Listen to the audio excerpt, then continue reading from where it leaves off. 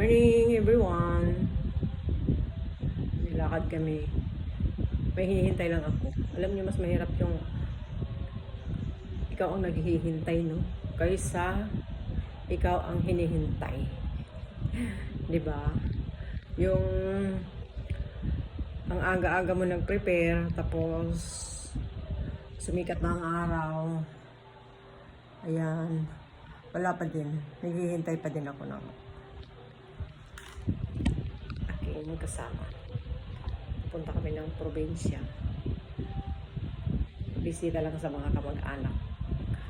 Tapos o kaya mga ibang family friends. Nasikatan na kami ng araw.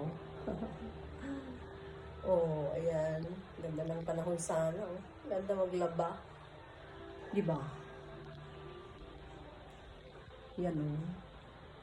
Unlike kahapon, maulan. Yan.